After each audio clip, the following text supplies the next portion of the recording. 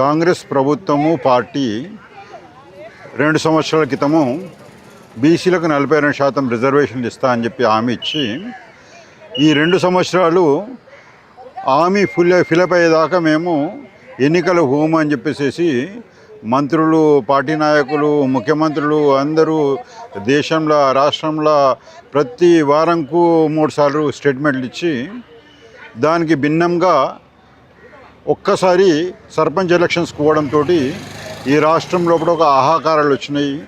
వస్తేనేటటువంటి ఆశ, నమ్మకం అనేటటువంటిది భంగం చేసినటువంటి కారణంగా వచ్చినటువంటి అశాంతి కారణంగా ఈరోజు ఈ ఆత్మహత్యలు అనేటటువంటిది సంఘటనలు ఏర్పడడానికి కారణమైంది.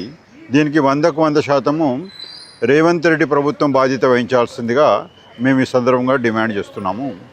తక్షణమే ఇప్పటికైనా కానీ ఇంకా ఈ ఆత్మహత్యలు ఏవైతే స్టార్ట్ అయినాయో దీన్ని కొనసాగించేటటువంటి ప్రమాదము రాకుండా తక్షణమే ఈ ప్రభుత్వము ఈ 42% హామీ నిలబెట్టుకోవడానికి యుద్ధ ప్రాతిపదికన చర్యలు చేపట్టాలని చెప్పేసి మరొకసారి డిమాండ్ చేస్తున్నాము. అదేవిధంగా ఇది సాధించాల్సిన అంశం తప్ప ఆత్మహత్యలతోటి సాధించేటటువంటి అవకాశం అనేటటువంటిది మంచిది కాదు. నిజమే, తెలంగాణ ఉద్యమం అనేటటువంటిది ఆత్మహత్యల ద్వారా సాధించబడ్డది. అయితే ఇది ఆరంభం మాత్రమే. ఇది ఇంకేంటిదంటే సర్పంచ్ ఎలక్షన్స్ తోటి అయిపోయింది ఏం లేదు. ఇంకా ఎంపీటీసీ, జెడ్పీటీసీ కానీ విద్యా ఉద్యోగ రంగాల్లో ఉంది. ఇవన్నీ కూడా పోరాటం ద్వారా సాధించుకోవాల్సినటువంటి పరిస్థితి. ఇప్పుడిప్పుడే రాష్ట్రంలో కూడా ఉద్యమం అనేటటువంటిది తీవ్రతరమవుతున్నటువంటి పరిస్థితి లోపల ఈ విధంగా బీసీ యువత కానీ, బీసీ నాయకులు కానీ ఇటువంటి ఘటనలకు పాల్పడదని చెప్పేసి ఈ సందర్భంగా మనం విజ్ఞప్తి చేస్తున్నాము. ఏదైతే ఈ 2 సంవత్సరాల లోపల ఈ ప్రభుత్వం అనుసరిస్తున్నటువంటి వైఖరి, కేంద్ర ప్రభుత్వం కానీ, రాష్ట్ర ప్రభుత్వం కానీ, కేంద్ర ప్రభుత్వము తన చేతిలోకి వచ్చిన తర్వాత కూడా దాన్ని ఆమోదించకుండా పెండింగ్ పెట్టడము, రాష్ట్ర ప్రభుత్వము దాన్ని ఆమోదించుకోవడానికి కొరకు 2 సంవత్సరాలుగా కృషి చేయకపోవడం కారణంగా ప్రజలందరూ కూడా ప్రతిరోజు చూస్తున్నటువంటి ఈ అంశం లోపల వాళ్ళకు స్పష్టమైనటువంటి అభిప్రాయం ఏర్పడింది. ఏంటంటే ఈ ప్రభుత్వాలు, అటు కేంద్ర ప్రభుత్వం కానీ, రాష్ట్ర ప్రభుత్వం కానీ అగ్రకుల ప్రభుత్వాల కారణంగా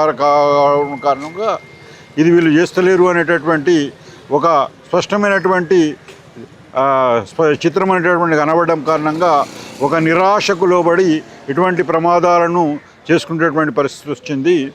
ఇప్పటికైనా కానీ ప్రభుత్వము యుద్ధ ప్రాతిపదికన చేపట్టకపోతే నిన్నటి వరకు మీరు ప్రభుత్వం హానీమూన్ ఎంజాయ్ చేసిండ్రు. ఈ 2 సంవత్సరాలు మీరు ఏ చేసినా కానీ నడిచింది. మీ లక్ష్య తప్పులను కూడా బీసీ రిజర్వేషన్లు ఇస్తారేమో అని చెప్పేసి ఉద్దేశంతో మిమ్మల్ని కళ్ళు మూసుకున్నారు ప్రజలు. నీ తప్పులే కాకుండా ఇప్పుడు చేస్తున్నటువంటి మోసం ఏదైతుందో ఈ మోసం మీద తిరుగుబాటు అనేటటువంటిది ఖచ్చితంగా వస్తుంది. ఇది ప్రజా ఉద్యమంగా మారుతుంది. ఇది ఈ ఆత్మహత్య ఘటనలు అనేటటువంటి దాన్ని తిరుగుబాటు వైపుకు తీసుకుపోవాల్సిందిగా నేను బీసీ జనాలని విజ్ఞప్తి చేస్తూ ఇటువంటి సంఘటనలు పాల్పడొద్దని చెప్పేసి మరొకసారి విజ్ఞప్తి చేస్తూ ప్రభుత్వం తక్షణమే దీన్ని యుద్ధ ప్రాతిపదికన ఇప్పటికైనా కానీ చర్యలు తీసుకోవాలని చెప్పి మరొకసారి డిమాండ్ చేస్తుంది. బీసీలకు విద్యలో కానీ, ఉద్యోగాల్లో కానీ, అదేవిధంగా రాజకీయ అవకాశాల్లోనే కానీ వీళ్ళకి సమాన అవకాశం ఇస్తే ఇప్పటికే 70 సంవత్సరాలు వీళ్ళని దొక్కుంటూ వస్తున్నాం మేము.